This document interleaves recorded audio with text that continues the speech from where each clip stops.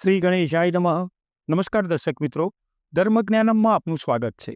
રાશિ છે કન્યા રાશિ, પઠણ. આ રાશિમાં જન્મેલા લોકો કેવા હોય છે, કોની જોડે લેણદેણ હોય છે, કેવા ધંધામાં વધુ ફાવટ હોય છે, કાર્યશક્તિ કેવી હોય છે, કૌટુંબિક સુખ, ધંધો, શારીરિક તંદુરસ્તી, ગુણ અવગુણ અને ભાગ્યશાળી રંગ કયો, ભાગ્યશાળી દિવસ કયો, ભાગ્યશાળી અંક કયો, તેમજ રાશિના સ્વામીનો અંક કયો અને આપની ભાગ્યશાળી ધાતુ કઈ તે વિશે આપણે જાણીશું. કન્યા રાશિ, પઠણ. કાર્યશક્તિ. આ રાશિમાં જન્મેલામાં ડાપણ જલ્દી જન્મે છે. તેઓ એટલા બધા ડાયા હોય છે. ડાપણની દેવીની અમી દ્રષ્ટિ હોય છે. આ લોકો પવિત્ર, નિષ્કપટી, સ્પષ્ટ અને ખુલ્લા મનવાળા હોય છે. એમાં અપવાદ પણ અમુક હોય છે, તો પણ લગભગ ઘણા તમને ઉપરના સ્વભાવવાળા જાણવા મળે છે. તેમની બુદ્ધિ તેજદાર હોય છે, દરેક દિશામાં દોડનારી હોય છે. તેઓ સ્વતંત્ર બુદ્ધિથી કામ કરવાનું પસંદ કરે છે અને એમની પદ્ધતિ અનોખી હોય છે. તેઓ નવા નવા ધંધાના પ્લાન શોધે છે અને જે હાથમાં લીધેલા કાર્યને પોતે પાર પાડે છે. કામ કરવામાં તેઓ ચોક્કસ અને કાળજીવાળા હોય છે. એમની કામની પૂર્ણતામાં તેમને જરાય વિલંબ કે મુશ્કેલી પડતી નથી. આમ છતાં પણ કેટલીક વખતે તેઓ બેદરકાર પણ બની જાય છે. કામમાં વધુ પડતી સાવચેતી કે હોશિયારી બતાવી કામને બગાડી નાખે છે. આ લોકો શિક્ષણમાં તેમજ બુદ્ધિના હોય છે. ગમે તે પ્રકારની આકરી પરીક્ષા પણ સહેલાઈથી પાસ કરી શકે છે, એમાંથી પસાર થઈ જાય છે. તેમનામાં કુશળતા, વ્યાપારી જબ સારી હોય છે. આથી તેઓ સારા વ્યાપારી તરીકે નામના મેળવી શકે છે. દરેક કામમાં તેઓ નિષ્ણાત હોય છે. તેમનું એને અભિમાન પણ હોય છે. પોતાના કાર્યમાં તેઓ સદા જાગૃત રહે છે. તેને પૂર્ણ કરવા તરફ તેમની દ્રષ્ટિ રહે છે. આ લોકો સ્વાભાવિક ખંતીલા, મહેનતુ, એકનિષ્ઠાથી કામ કરનારા હોય છે. જ્યારે એક જ લાઇનમાં અને એક જ સમયમાં અમુક કામ કરવાનું તેમને માથે આવે છે, ત્યારે તેઓ પોતાના ખરા સ્વભાવનો પરચો બતાવી આપે છે. તેઓ એકી સાથે 2-3 કામ પણ કરી શકે છે. તેમની સહનશક્તિ અજબ પ્રકારની હોય છે. તેમની આંખો પણ સ્થિર અને એક દ્રષ્ટિમાં જ હોય છે. સ્થિતિનું માપ કાઢી લે છે. કામ પ્રત્યે તેઓ પોતાની નજર બરાબર લગાવી રાખે છે, ટીકાવી રાખે છે. સંગીત તેમજ સાહિત્ય પર તેમનો શોખ હોય છે. લાંબી દ્રષ્ટિથી કામ તપાસવામાં તેમને ઉકેલવામાં તેમને આનંદ મળે છે. કાર્યમાં તેઓ સીધા, ચોક્કસ, ખંતીલા માલુમ પડ્યા છે. તેમની ચામડી કોમળ અને સુંવાળી હોય છે. સ્વભાવે તેઓ કુમળાશ પડે, લાગણી પ્રધાન, નજીવી વાતમાં રિસાઈ જનાર હોય છે. જલ્દી ખોટું લાગી જાય છે. આ લોકો પ્રેમાળ, દયાળુ હોય છે. તેમની દયા અને પ્રેમ ભાવનો ઘણા તરફથી ગેરલાભ પણ લેવાય છે. કેટલાક તો તેમને ઠગી પણ જાય છે, તો પણ તેમને દયા ભાવનામાં સમજશક્તિ હોય છે. ક્યારેક તો તેઓ સામા માણસને તેના ભલા માટે 2-4 સખ્ત શબ્દ પણ કહી દે છે, પણ આ લોકો ખાસ મનમાં રાખતા નથી હતા. આ લોકો કોઈથી આમ અમુક વખતે છેતરાતા તો નથી હતા, અને જ્યારે છેતરાય છે ત્યારે તેઓ એનો શોક પણ કરતા નથી. એમને કંઈ મન ઉપર લેતા નથી. લોકોને શું જોઈએ છે તે સમજવાની તેમની શક્તિ અતિ ઉમદા હોય છે. આ લોકો ધંધા વ્યાપારમાં હુન્નરમાં સારી તે નામના મેળવે છે.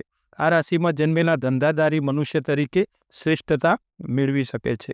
આ લોકો અનુભવી, સારા નરસાને સમજનારા, મહેનતુ અને બુદ્ધિવંત હોય છે. પ્રસંગને સાધી લેનારા હોય છે. કુને બુદ્ધિ ભલભલાની પ્રશંસા માગી લે છે. તેઓ શાંતિને ચાહે છે. એમને શાંતિ ગમે છે. આથી પોતાનું જે કંઈ કામ હોય તેઓ ગુપ્ત રીતે જરાય ઢોલ વગાડ્યા વગર કર્યા કરતા હોય છે. નિયમિત અને વ્યવસ્થિત સ્વભાવ આ લોકોની ખાસ ખાસિયત છે. આ લોકોમાં કેટલાક સંકુચિત મનવાળા પણ માલુમ પડ્યા છે. આધ્યાત્મિક જ્ઞાન તેમનામાં હોય છે. તેઓ જો પોતાનામાં રહેલી ગુપ્ત શક્તિઓને વિકસાવે તો સારામાં સારા આધ્યાત્મિક તત્વજ્ઞાની પણ બની શકે છે. આ લોકોએ પોતાના મન અને બુદ્ધિ સાથે મેળ મેળવવો જરૂરી છે. તેમના એકાગ્રતાથી કામમાં વધુ ચોકસાઈ આવે છે. તેમનું કાર્ય 100 ટચનું બની જાય છે. બધાની સાથે તેમને સારું બને છે, કારણ કે લડાઈ ટંટો એમને બિલકુલ ગમતો નથી. આ રાશિવાળા કરકસરવાળા પણ માલુમ પડ્યા છે. તેઓ પાઈની દેખરેખ રાખે છે.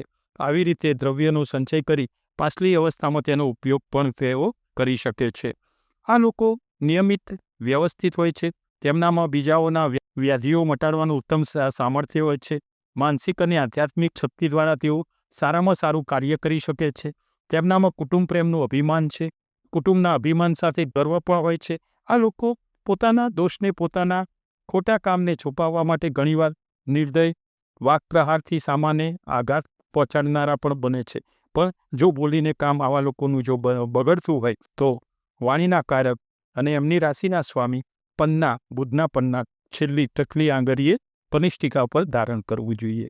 આ લોકોમાં એક ગુણ ખાસ છે, તે ગુપ્તતાના, મિત્રોની, કુટુંબની ખાનગી વાત જીવ જતાં પણ તેઓ કદી બહાર પ્રગટ થવા દેતા નથી. પરંતુ આ ગુણ ઉચ્ચ પ્રકારના માનવીઓમાં જોવા મળે છે.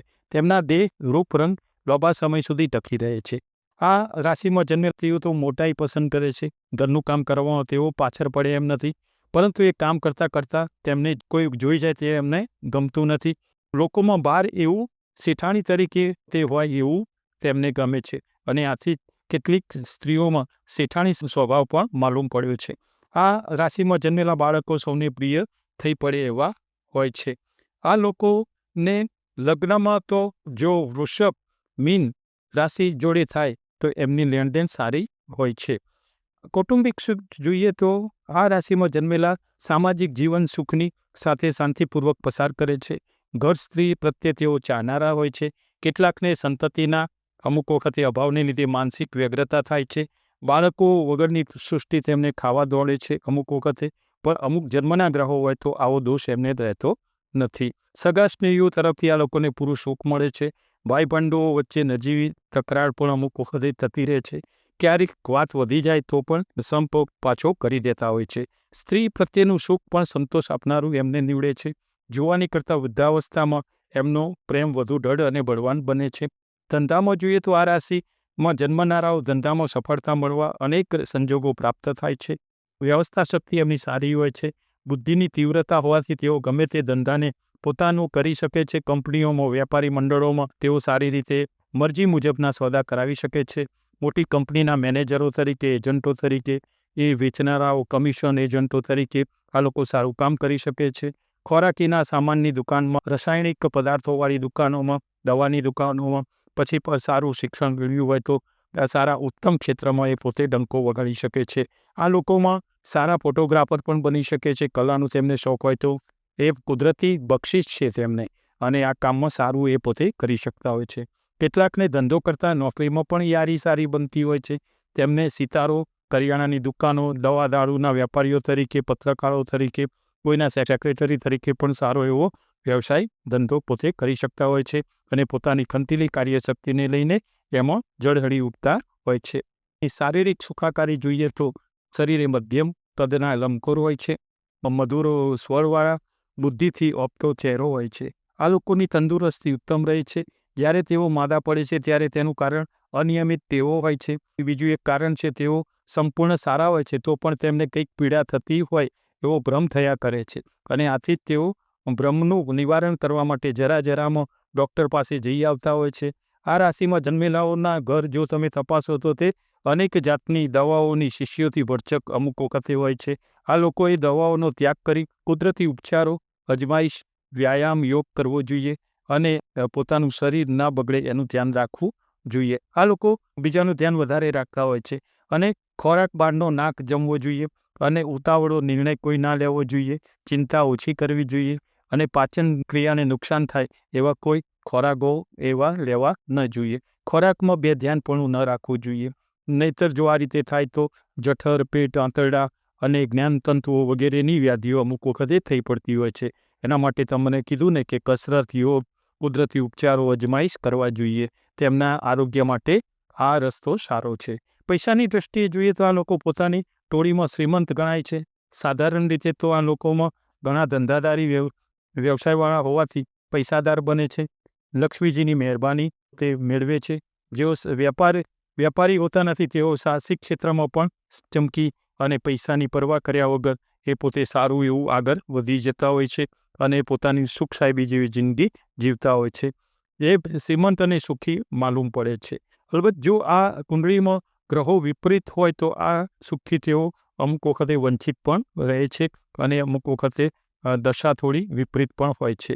જન્મ સમયના ગ્રહો અનુકૂળ હોય તો તેમને ઉત્તમ પ્રકારનું સુખ વૈભવ ભોગવતા તે ભાગ્યશાળી બને છે. જન્મ સમય જો મંગળ નડતો ન હોય તો આ લોકોને સારા એવા યોગો મળે છે, અને પરાક્રમની વૃદ્ધિ થાય છે, અને નિરાશા જીવનમાં મળતી નથી. નાની મોટી ઉપાધિઓનો પણ પોતે સામનો કરી શકતા હોય છે. આ લોકોએ નિષ્ફળતાનો વિચાર કરવો જોઈએ નહીં. ઊંચે આશાવાદી બનવું જોઈએ, હિંમત રાખવી જોઈએ. મંદવાડ, દરિદ્રતા, દુઃખ આદિનો દ્રઢ નિશ્ચયથી સામનો કરવો જોઈએ અને સ્વાર્થ ત્યાગી અને નિયમિત વ્યવસાયથી કામ કરવાથી તેઓ વિજય અને એ પોતે આગળ વધશે, વિજયી બનશે. આમના ગુણ જોઈએ તો ઉચ્ચ ચારિત્રવાળા, મહેનતુ, ખંતથી કામ કરવાવાળા, દાપણવાળા, તેમની એકનિષ્ઠા, સહનશક્તિ ઊંચા પ્રકારની હોય છે. પ્રાણી માત્ર પ્રત્યે તેઓ દયાળુ અને નરમાશ ભર્યા હોય છે. દરેક દિશામાં તેઓ પ્રવીણ થવાની શુભનિષ્ઠા સેવે છે. દેશ વિદેશની મુસાફરી કરવી એમને બહુ ગમે છે. પ્રવાસનો ખૂબ શોખ હોય છે. જાત જાતના હુનરો, ઉદ્યોગો શીખવા, આધ્યાત્મિક જ્ઞાન મેળવવું, આ લોકોમાં આ ખાસ સદ્ગુણો છુપાયેલા છે. એમનો અવગુણ જોઈએ તે અમુક વખતે સ્વાર્થી વૃત્તિ હોય છે, ધનનો ગર્વ હોય છે, મારી પાસે જ ધન છે, અને પોતાનું કહ્યું કરાવનારા હોય છે. ક્યારેક તેઓ તેમની વાણી, કલમ બીજાના ગેરલાભ માટે વપરાય છે. આવી સમયે પોતે જે કહેવાય છે ને વ્યંગવાળી વાણી, એ પણ અમુક વખતે બીજા માટે બોલતા હોય છે. આવી વખતે તેઓ પોતાના સારા ગુણો ભૂલી જતા હોય છે. બધું જાણે છે એવો ડોર કરનારા અને બોલવામાં સખ્ત અને સમય આવે એ મિત્રને પણ છે કરનારા બની જતા હોય છે. એમનો ભાગ્યશાળી રંગ છે સહેજ વાદળી, સોનેરી, કાળો અને પીળો. ભાગ્યશાળી દિવસ છે બુધવાર. એમનો ભાગ્યશાળી આંક છે 10 નંબર. એમની રાશિના સ્વામીનો ભાગ્યશાળી અંક છે 5. એમની ભાગ્યશાળી ધાતુ છે પ્લેટિનમ. એમને બુધ માટેની ભાગ્યશાળી ધાતુ છે પારો. અને 12 મહિનામાં એમને જ્યાં સારો પ્રોગ્રેસ કરવો હોય, એમને ભાગ્ય સારું વધુ એ કરવું હોય તો એમના માટે 12 મહિનામાં 3 મહિના એવા છે કે એમની ઉન્નતિ, ભાગ્ય સારું સાથ આપતું હોય છે. એ મહિના છે જાન્યુઆરી, મે અને ડિસેમ્બર. આમ તો દરેક મહિનામાં એમનો પ્રોગ્રેસ થાય, પણ આ 3 મહિનામાં જો કોઈ સારું કામ આરંભે તો એમાં સારી એમને ફાવટ મળી રહે છે. તો દર્શક મિત્રો, આ હતી કન્યા રાશિ પઠણ. સર્વે ઈશ્વરને આધીન છે. આ એક લક્ષણ છે. આ લક્ષણ તમે જોજો. આમાંથી જે કોઈ તમને લાગે કે ના બરોબર છે, બધાને આ એક સરખું નથી હતું. દરેકના સંસ્કાર, દરેકના જન્મ સમયના બધા ગ્રહો પણ આમાં અસર કરતા હોય છે. નમસ્કાર દર્શક મિત્રો. જય શ્રી કૃષ્ણ.